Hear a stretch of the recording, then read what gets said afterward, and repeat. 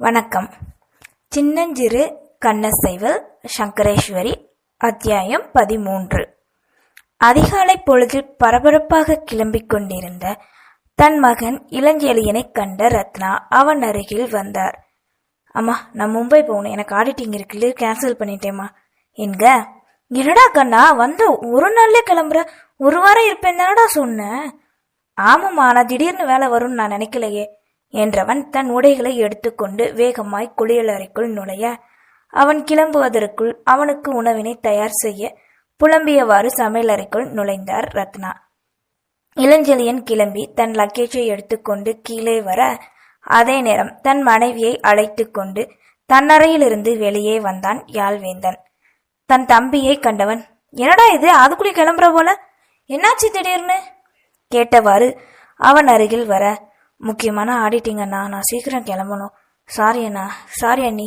அவர்களுடன் தன் நேரம் செலவழிக்காதது மனதிற்குள் கவலையை அளிக்க அதை மறைத்தவாறு இருந்தான். சரிடா, ஈவினிங் கிளம்பலாம்ல, அம்மா எல்லாரும் கோயிலுக்கு போகணும்னு சொன்னாங்கல்ல. ஆமாண்ணா, ஆனால் நான் இப்போவே கிளம்பணும், ப்ளீஸ். அம்மா அப்பா கிட்ட எனக்காக நீ தான் பேசணும். அம்மா எப்போ பார்த்தாலும் நான் போகிற நேரம் அழுதுகிட்டே இருக்கு. அவன் கூறி முடிக்க அதை கேட்டவாறு அங்கே வந்தார் ரத்னா. என்னடா பண்ண சொல்ற, வார வாரம் வரேன்னு சொன்னா, ஆனா வரமாட்டேங்கிறான். இப்போவும் அதைத்தான் சொல்லிட்டு போறான்.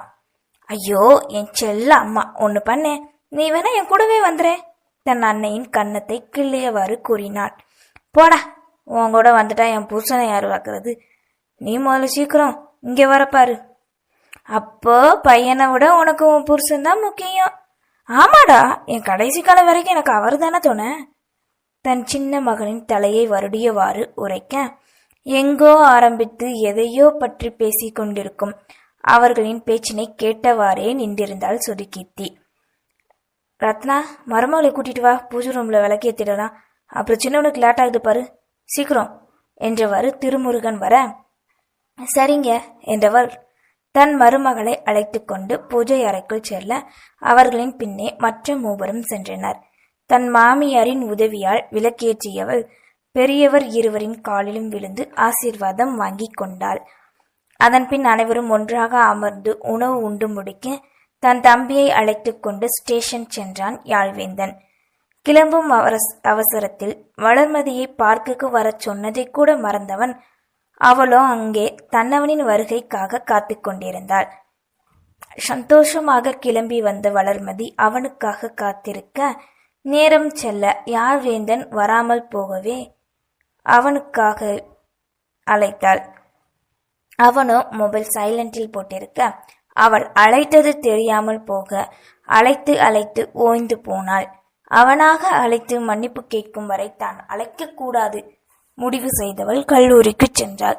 மனதிற்குள் அவன் நினைவு முழுவதும் வந்து அலக்களித்து கொண்டே இருக்க, தன் தோழியை கண்ட வந்தனா முறைத்தவாறு அவளின் அருகில் வந்து அமர்ந்தாள். இப்ப என்ன ஆச்சு, எதுக்கு இப்படி மூஞ்சி தொங்க போட்டு உட்கார்ந்துருக்க? அதான் நேத்து அவங்க அண்ணன் கல்யாணத்துல போனேல, அப்ப அவங்கள வச்சு பாத்துருப்பேல, பின்ன என்னடி? ஒன்னும் இல்ல. என்ன ஆச்சுன்னு சொல்ல போறியா இல்லையா? சொல்ல விருப்பம் இல்லைன்னா சரி, நான் கிளம்புறேன் என்றவள் எழுந்து செல்ல முயல, நில்லு வந்தனா, எல்லாம் ஏன் இப்படி பண்றான்னு எனக்கு தெரியல, எனக்கு என்னமோ அவன் என்னை அவாய்ட் பண்ற மாதிரியே தோணுது. ஏய், ஏண்டி அப்படி சொல்ற? அந்த அண்ணா அப்படியெல்லாம் பண்ணாது, நீ ஏன் ஏதாவது கற்பனை பண்ணிக்காத. இல்லை வந்தனா, நேற்று மண்டபத்தில் வச்சு இன்னைக்கு மார்னிங் மீட் பண்ணலாம், நம்ம வழக்கமாக வர பார்க்குக்கு வர சொன்னான். ஆனால் நான் எவ்வளோ நேரமாக காத்துட்டு இருந்தேன் தெரியுமா, அவன் வரவே இல்லை, கால் பண்ணா கூட எடுக்க மாட்டேங்க வந்தனா. அது என்னமோ தெரியல, அந்த கடவுள் உங்கள் லெவலில் மட்டும் நல்லா விளையாடுறாரு. அன்னைக்கு அதுக கூப்பிட்டுச்சு, நீ போகல, இன்னைக்கு அது கூப்பிடுது, நீ வரலன்னு சொல்லிட்டு வர்ற. ஏதாவது முக்கியமான வேலையா இருக்கும், எங்கேயாவது போயிருக்கும், நீ அதையே நினைக்காத, நான் கேன்டீன் வரைக்கும் போயிட்டு வரேன் என்றவள் எழுந்து செல்ல இலாவிற்கு மறுபடியும் அழைக்க முயன்றாள்.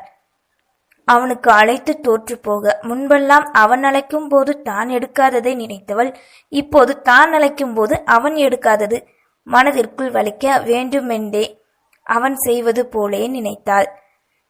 அன்று முழுவதும் எப்படியோ செல்ல, மாலை நேரம் அவனிடம் இருந்து பிஸி என்ற மெசேஜ் மட்டும் வர, முதல் முறையாக தன் காதலை தானே வெறுக்க ஆரம்பித்தாள்.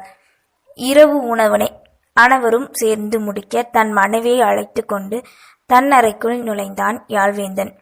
சுதுகீர்த்தியை இழுத்து தன் மடியில் அமர வைத்தவன் அவளின் இடையில் கை வைத்து இறுக அணைத்து கழுத்து வளவில் முகம் புதைத்தான். ஏதோ சொல்லணும் போல அவன் கேசத்துக்குள் தன் விரலை வைத்து வருட, ஆமா, ஒரு முக்கியமான விஷயம் சொல்லணும். ஆனா நீ அதை எப்படி எடுத்துக்குவேன்னு தான் தெரியல சுத்தி. முதல்ல சொல்லுங்க யார். நான் ஜாப் ரிசைன் பண்ணிட்டேன், என்னால் அங்கே வேலை பார்க்க முடியாது என்க. அவளோ அவன் கூறியதற்கும் எதுவும் சொல்லாது அவன் கேசத்தை வருடியவாறே இருந்தாள். அவளிடம் இருந்து பதில் வராமல் போக விலகி அவள் முகத்தை இரு கரங்களிலும் ஏந்தியவன், ஏன் எதுவும் பேச மாட்டேக்க? நான் தப்பு பண்ணிட்டேனா? உனக்கு தோணுதா? ஏதா இருந்தாலும் சொல்லு சுதி, அமைதியா மட்டும் இருக்காத ப்ளீஸ் என்க. நீங்க எந்த தப்பு பண்ணலையாள், நீங்க எடுத்த முடிவு சரிதான். இப்ப வேற வேலை கிடைக்கிற வரைக்கும் என்ன பண்ண போறீங்க? நான் சொந்தமா பிசினஸ் பண்ணலான்னு இருக்கேன் சுதி. நீ என்ன சொல்ற? இன்னும் இதை பத்தி நான் அம்மா அப்பா கிட்ட கூட சொல்லல, செலியன்ட்ட மட்டும்தான் சொல்லியிருக்கேன். எழில் ஒரு இடம் காட்டினா அது பிசினஸ் பண்ண செட் ஆகும்னு நினைக்கிறேன். உண்மையாவா சொல்றீங்க? சொந்தமா பிசினஸ் பண்ண போறீங்களா? ஏன் என்கிட்ட இதை முன்னாடியே சொல்லல? சந்தோஷம் மிகுதியில் சுதுகீர்த்தி கேட்க, உனக்கு பிடிக்குமோ பிடிக்காதோன்னு தெரியல, அதான் சொல்லல. சாரி சொல்லும் என்றவாறு கொஞ்சியவன் தன் வேலையை காட்ட அதை ரசித்து அவனுக்கு தன்னை இசைந்து கொடுத்தாள். என்ன பிசினஸ் பண்ண போறீங்க? எதுவும் பிளான் பண்ணிருக்கீங்களா யார்? படுக்கையில் படுத்து அவளை இழுத்து தன் நெஞ்சில் சாய்த்தவன், ஆட்டோமொபைல் ஷோரூம் வைக்கலான்னு நினைக்கிறேன். அகில் எழில் 2 பேர்கிட்டையும் டிஸ்கஸ் பண்ணேன். நீ என்ன நினைக்கிற? இது சரியா வருமா? மனைவியிடம் கேட்க, எனக்கு என்ன தெரியும். அம்மா நீங்க என்ன படிச்சிருக்கீங்க? +2 படிச்சிருக்கேன். போதுமா? ரொம்ப சீக்கிரம் புருஷனை பத்தி கேக்குறடி என்றவன் அவள் மேனியில் எல்லை மீற அவளோ அமைதியாகவே இருந்தாள். அவளிடம் எந்த அசைவும் இல்லாததை உணர்ந்து அவளிடம் இருந்து விலகி அவளின் முகம் கண்டவன், என்னாச்சு சுதி, ஏன் ஏதோ யோசிக்கிற? அவளின் கூந்தலை காதோறும் ஒதுக்கியவாறு கேட்டான். என்னால பார்க்க முடிஞ்சா அட்லீஸ்ட் கல்யாண பத்திரிகையிலையாவது பார்த்துருப்பேன் நீங்க என்ன படிச்சிருக்கீங்கன்னு. நான் உங்களை பத்தி இதுவரை எதுவுமே தெரிஞ்சுக்க முயற்சி பண்ணல. I am really very sorry Yazh. அவளின் கரங்களை பற்றி கொண்டு கண்ணீருடன் கூறினார். ஏய் லூஸ் பண்டாட்டி, நான் ஏதோ சும்மா சொன்னேன், அதை போய் இவ்வளோ சீரியஸா எடுத்துக்கிற? 24 மணி நேரமும் என்னை ஏத்த நினைச்சுக்கிட்டு இருக்கேன். இது தவிர வேற எதுவும் எனக்கு தேவையில்லை. நீங்க என்ன சொல்றீங்க? நான் என்ன மறந்தேன்? பின்ன என்னடி, உங்க அண்ணன் கூட தான் படிச்சேன்னு தெரியும், அப்புறம் எப்படி கேட்டா? ஆமால, நீங்க எங்க அண்ணன் கூட தானே படிச்சீங்க. ஐயோ சாரி யாழ், இதை மறந்துட்டேன். சரி, எல்லாமே ஞாபகப்படுத்திடுவோமா என்றவாறு அவளுடன் படுக்கையில் சரிந்தவன் தன் செயலை காட்ட ஆரம்பித்தான். ஹோட்டலில் இரவு உணவினை முடித்துக்கொண்டு லேட்டாக தன் பிளாட்டிற்கு வந்த இளஞ்செழியனின் மனம் முழுவதும் வளர்மதி மட்டுமே சூழ்ந்திருந்தாள். பிஸி என்ற குறுஞ்செய்தி ஒன்றினை அனுப்பிய பிறகும் அவள் பதில் கூறாது தன்மேல் கோபமாக இருக்கிறாள் என்பதை அறிந்தான். அவளை எப்படி சமாதானம் செய்வது என்ற குழப்பத்துடன் தன் படுக்கையில் சாய்ந்தான் இளஞ்செழியன். நேரம் செல்ல ஏனோ தன் குடும்பத்தின் நினைவும் வளர்வதையும் நினைவும் வந்து கலங்கடிக்க தனிமை உணர்வு மனதை வாட்ட நடுகிரவு என்றும் பாராமல் தன்னவளுக்கு அழைப்பு விடுத்தான். பலமுறை அழைத்து ஓய்ந்து போக கடைசியில் ஒரு முறை அழைக்க அது உயிர்ப்பித்தது. மொபைலை எடுத்து யாரென்று தெரியாமல் தான் எப்படி பேசுவது என்ற குழப்பத்தில் இருக்க, சொல்லையிலா அமைதியாக தன்னவர் குரல் ஒலித்தது. மதிய மிஸ் யூ. அவளின் குரலில் இருந்த கலக்கத்தை உணர்ந்தவள் தன் அன்னையின் தூக்கம் களையாதவாறு அறையை விட்டு வெளியேறி வந்தாள். என்னாச்சீல, ஏன் உன் குரல் ஒரு மாதிரியா இருக்கு? தன் கோபத்தை மறந்து கேட்க, தன்னை காணாமலே தன் கவலையை அறிந்தவளை காதலை கண்டு பெருமிதம் கொண்டவன், தூக்கம் வரமாட்டேங்குது மதி, ஏதோ ஒரு மாதிரியா இருக்கு, அவள் தன் அருகில் இருக்கக்கூடாதா என்ற ஏக்கத்துடன் கூறினான். ஏன் என்னாச்சு? எங்க இருக்க? மார்னிங்கே என்னை பார்க்க வரல, ஏதாவது பிரச்சனையா இல்லா? பதட்டத்துடன் கேட்க, எனக்கு எந்த பிரச்சனையும் இல்லம்மா, சாரி, என்னால உன்னை பார்க்க வர முடியல, நான் இப்போ மும்பை வந்துட்டேன். என்னது, மும்பை வந்துட்டீங்களா? என்கிட்ட ஒரு வார்த்தை கூட சொல்லல. சாரிம்மா அவளிடம் கெஞ்சி கூற அவனது இந்த கெஞ்சல் தன் மனதில் இருந்த கோபம் அனைத்தையும் காற்றாய் பறக்க வைத்தது. அதன் பின் சிறிது நேரம் ஏதேதோ இருவரும் பேசிக்கொண்டே இருந்தனர். மறுநாள் விடியல் அழகாய் விடிய மறு வீட்டுக்கு அழைப்பதற்கு அகிலனும் சித்ராவும் தன் குடும்பத்தாரின் குரலை கேட்டதும் சந்தோஷமாக அவர்களை அணைத்துக் கொண்டாள் சுதுகீர்த்தி. என்ன கீர்த்தி, ரொம்ப சந்தோஷமா இருக்க போல, இங்கே வந்து 2 நாள் தான் எங்கள் எல்லாரையும் மறந்துட்டேன். ஐயோ அண்ணா, அப்படிலாம் இல்லை, என்னால் எப்படி உங்களை மறக்க முடியும் என்றவாறு அகிலனின் தோளில் சாய அவள் தோளில் கை போட்டு தலையை வருடி கொடுத்தான். அம்மா அப்பா வரலையா?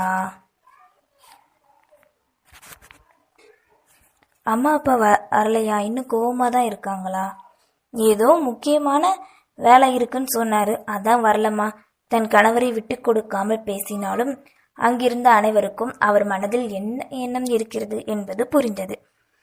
அப்பா செலிய, நீங்க நான் வந்ததும் என் முன்னாடி நிப்பானே, இன்னைக்கு காணுமே. அகிலனின் பார்வை கோபத்துடன் வேந்தனின் மீது இருந்தாலும் கேள்வி அவன் தந்தையிடம் இருந்தது. அவன் நேற்று மும்பை போயிட்டான்ப்பா, லீவு கிடைச்சா வரேன்னு சொல்லியிருக்கான். ஓ சரிப்பா. சரிங்க சம்மதி, நான் மறு வீட்டுக்கு அழைக்க வந்தோம். உங்கள் சம்மதம்னா நாங்கள் 2 பேரும் அழைச்சிட்டு போகலாமா? என்ன இது, இதுக்கு போய் எங்ககிட்ட கேட்டுட்டு இருக்கீங்க, நீங்கள் கூட்டிகிட்டு போங்க என்று திருமுருகன் உரைக்க, இல்லம்மாம்மா நான் போகலை என்றவாறு தன் அண்ணனிடம் இருந்து விலகி எழுந்து நின்றாள் சுதிக்கிட்டி. ஏம்மா என்னாச்சு, இது சம்பிரதாயமா? அத்தா அது எனக்கு தெரியும், ஆனாலும் என்னை மன்னிச்சிருங்க. எப்போ அப்பா வந்து உங்கள் எல்லாருக்கிட்டையும் மன்னிப்பு கேட்டு சந்தோஷமாக எங்களை கூப்பிட்றாரோ அப்போவே நாங்கள் விருந்துக்கு போய்க்கிறோம். அம்மாடி மருமகளே, உங்கள் அப்பா மேலே உள்ள கோவத்தில் இவங்க என்ன பண்ணாங்க? உனக்காகத்தானே உன் அண்ணனும் அம்மாவும் வந்திருக்காங்க. தன் மாமனார் கூறியதற்கு பிறகே தன் தாயின் கவலை புரிந்தது. சாரிம்மா, என்னை மன்னிச்சிருமா. எனக்கு என்ன பண்ணணும்னு தெரியல. அப்பா இப்படி இருக்கும்போது நான் எப்படிம்மா இவரை நம்ம வீட்டுக்கு கூட்டிகிட்டு வர முடியும்? ப்ளீஸ்மா, எல்லாரும் புரிஞ்சுக்கோங்க. தன் அன்னையிடம் கெஞ்சினார். உனக்கு என்ன பண்ணணும்னு தோணுதோ அதையே சேக்கித்தி. சீக்கிரமே நம்ம அப்பா மனசு திருந்தி உன்னை ஏற்றுக்கிடுவார். அதுக்கு நான் பொறுப்பு. நீ என் தங்கச்சி, என் செல்லம். எனக்கு ரொம்ப பெருமையாக இருக்கு. நாங்கள் கிளம்புறோம் என்ற அகிலன் தன் தங்கையின் நெற்றியில் இதழ் பதித்து விடுவித்தான். அம்மா அண்ணா கொஞ்ச நேரம் இருங்களேன் எனக்காக ப்ளீஸ் என்க அவள் விருப்பத்திற்காக அன்று முழுவதும் அவர்களுடனே இருவரும் இருந்தனர். வந்ததிலிருந்து தன் கணவனுடன் பேசாமல் அமைதியாக இருந்த அண்ணனை கண்டவள் மனதிற்குள் சிரித்தவாறு, என்னாச்சி அண்ணா 2 பேரும் எலியும் பூனையுமா இருக்கீங்க போல என்க. உனக்கு தெரியாத கீர்த்தி, உன் புருஷன் என்ன முடிவெடுத்திருக்கான்னு? அண்ணா அவர் தனியாக தான் பிஸ்னஸ் பண்ண போறாரு, உன்னை விட்டு எங்கேயும் போகல. இதுல ஏன்னா நீ கோவப்படுற? இது உனக்கு விருப்பம் இல்லையா? கீர்த்திமா அப்படிலாம் இல்லடா, சந்தோஷம் தானா. ஆனாலும் எனக்கு பலமா இருந்த ஒரு கை போன மாதிரி ஆயிடுச்சுல, கொஞ்சம் வலி, அதான் வேற எதுவும் இல்லம்மா. அவன் கூறியதை கேட்ட வேந்தன், டேய் அகில், என்னடா இது லூசு மாதிரி பேசிக்கிட்டு இருக்க? நம்ம 3 பேரும் என்னைக்கும் ஒன்னாதான் இருப்போம், நம்மளை யாராலையும் பிரிக்க முடியாது. நீ என் பெஸ்ட் ஃப்ரெண்ட், அதுவும் இல்லாம இப்போ என் மச்சானா வேற ஆகிட்ட என்றவாறு அவனை நட்புடன் அணைத்து கொள்ள அதை கண்ட பெரியவர்கள் அனைவரும் சந்தோஷத்தில் மிதந்தனர். நாட்கள் செல்ல வங்கியில் லோன் போட்டு தன் 2 தோழர்கள் மூலம் புதில் தொழில் ஆரம்பிக்க தேவையான அனைத்தையும் வாங்கியவன் ஒரு நல்ல நாளில் தன் ஷோரூமை ஆரம்பிக்க நினைத்தான் யாழ்வேந்தன். தன் மகன் சொந்த காலில் நிற்பது பெற்றவர்களுக்கு சந்தோஷத்தை அளிக்க சொந்தங்கள் அனைவருக்கும் அழைப்பு திறப்பு விழா ஆரம்பித்தனர். கீர்த்தியின் தந்தை மட்டும் அழைத்தும் வீராப்பாய் வர மறுக்க மற்ற அனைவரும் மகிழ்ச்சியாய் வந்திருந்தனர். தன் பெற்றோரை அழைத்து திறக்க வைத்தவன் தன் மனைவியுடன் உள்ளே நுழைந்தான். அதன் பின் வந்த விருந்தினர்கள் அனைவரும் வாழ்த்து கூறி செல்ல நாட்களும் விரைந்தோடி சென்றது.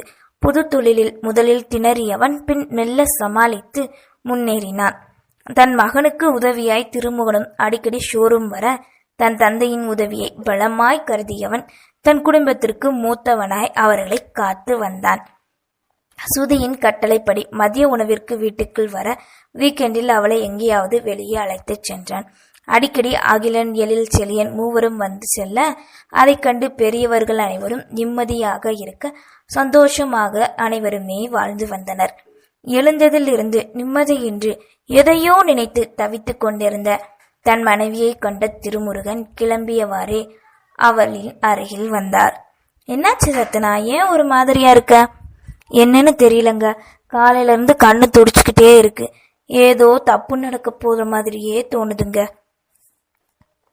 தன் அன்னை கூறியதை கேட்டவாறு வந்த ஞாழ்வேந்தன், ஆமா எதுவும் நடக்காது, நீங்க கவலைப்படாதீங்க, நிம்மதியா இருங்க, நாங்க கிளம்புறோம், சரியா? போயிட்டு வரோம். சுதி வாங்கப்பா என்றவன் தன் தந்தையை அழைத்து கொண்டு செல்ல, ஒரு நிமிஷம் கண்ணா நில்லு, எல்லார் கண்ணும் ஓம் மேலதான் இருக்கு, என்றவர் வத்தல் உப்பு மிளகை எடுத்து வந்து சுற்றி போட்டார். கண்ணா, பார்த்து பத்திரமா போப்பா என்க அவர்கள் சென்றதும் ஏதோ ஒரு தவிப்புடன் பூஜை அறைக்குள் நுழைந்தார் ரத்னா.